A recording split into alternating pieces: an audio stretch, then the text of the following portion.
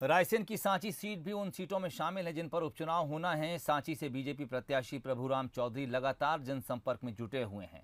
प्रभुराम चौधरी दावा कर रहे हैं कि उन्हें जनता का साथ मिल रहा है। साथ ही उन्होंने उम्मीद भी जताई है कि जनता बीजेपी का साथ देगी।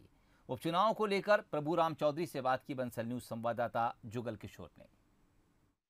इस वक्त हमारे साथ हैं मध्य प्रदेश के स्वास्थ्य मंत्री बीजेपी के सांची से प्रत्याशी प्रभुराम चौधरी जी। सुबह से हम उन्हें देख रहे हैं, लगातार वो संपर्क कर रहे हैं, कार्यकर्ताओं से बात कर रहे हैं, जरूरी जो काम है कार्यकर्ताओं को वो सौंप रहे हैं और उसके बाद प्रचार पे निकले हैं। सबसे पहला शिवपुर गांव है जो उनका प्रचार की शुरुआत कर रहे हैं। क्या आपको लगता है कि अब जनता के दिमाग में मुद्दे सेट हो चुके हैं कि इन मुद्दों पर ये चुनाव हो रहा है? सांची विधानसभा क्षेत्र में एक ही मुद्दा है, विकास, और विकास को अंजाम देना है। इस क्षेत्र का एक चहुमुखी विकास करना है और जनता भी यही चाहती है।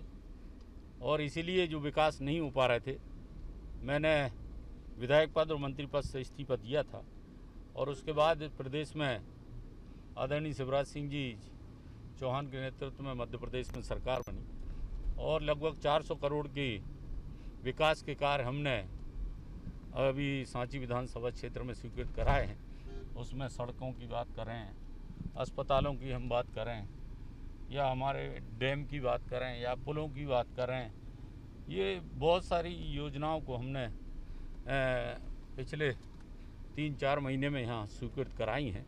और क्षेत्र की जनता भी विकास चाहती है। निश्चित रूप से भारतीय जनता पार्टी और मुझे इस क्षेत्र की जनता का आशीर्वाद मिल रहा है। निश्चित रूप से विकास एक सबसे बड़ा मुद्दा होता है और मध्य प्रदेश की राजनीति में विकास ही एक सबसे बड़ा मुद्दा होगा।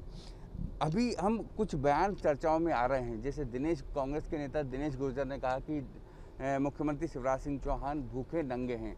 कभी चुनाव टिकाऊ और बिकाऊ पर था, लेकिन अब ये चुनाव होगा किसान के बेटे और वर्सेस उद्योगपति के बीच में। आपको लगता है कि भाषा की मर्यादा टूट रही है? इस तरह से मुख्यमंत्री को भूखा नंगा कहना ये उचित?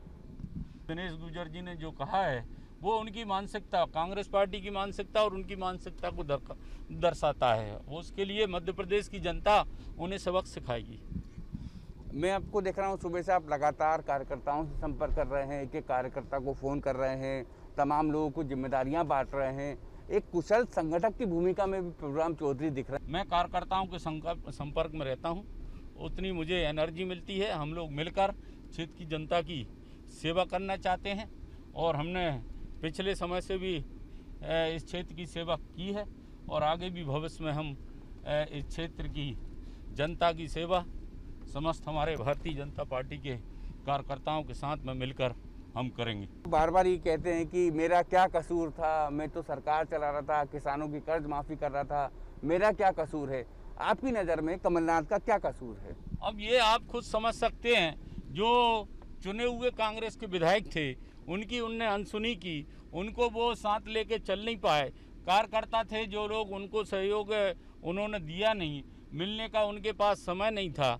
यही तो सब चीज़ें थी जिससे कि कांग्रेस पार्टी की सरकार गिरी और आज आप देख रहे हो कि कांग्रेस पूरी तरह से छिन्न भिन्न हो चुकी है।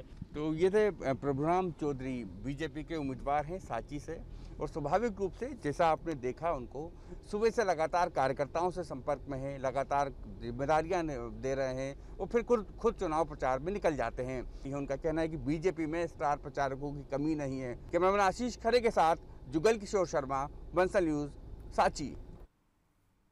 वहीं सांची की जनता का कहना है कि वो इस बार विकास के मुद्दे पर वोट करेगी। लोगों का ये भी कहना है कि प्रभुराम बीजेपी में शामिल इसलिए हुए क्योंकि कांग्रेस ने जो वादे जनता से किए थे वो पूरे नहीं किए।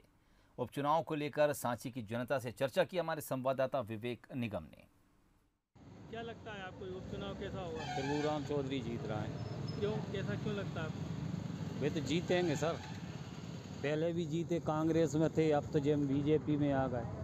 उन्हें पद की कोई लालसा नहीं है, उनकी वहाँ सुनवाई नहीं हुई, इस चक्कर में उनने वहाँ से छोड़ के और बीजेपी के लिए और रायसेन के लिए जनसेवा करते हैं, समर्पित हैं। जब भी कोई रायसेन की बात आती है तो रायसेन करते हैं। आज रायसेन में 400 करोड़ रुपए की वो लेके आए और रायसेन का विकास करते हैं। आप बताइए। कमलनाथ जी ने जो युवाओं से वादे किए थे, किसानों से वादे किए थे, 4000 बेरोजगारी देने का वादा किया था, उन्होंने नहीं निभाए। 35-40 साल से कुछ नहीं मिला आज तक। जब से डॉक्टर साहब आए हैं कुछ ना कुछ मिला है सर, सबको कुछ ना कुछ मिला है। और भाजपा पार्टी एक ऐसी पार्टी है जो युवाओं के बारे में भी सोचती है। विवेक निगम, बंसल न्यूज़।